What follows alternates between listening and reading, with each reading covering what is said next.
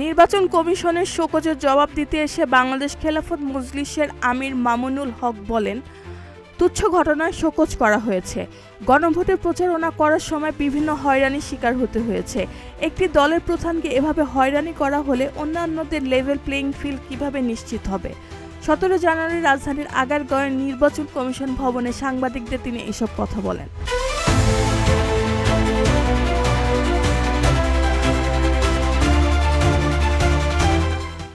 গত বুধবার ঢাকা আঞ্চলিক নির্বাচন কর্মকর্তা ও রিটার্নিং অফিসার স্বাক্ষরিত চিঠিতে মামুনুল হককে নির্বাচনী আচরণবিধি লঙ্ঘনের অভিযোগের কারণ দর্শানোর নোটিশ দেওয়া হয়।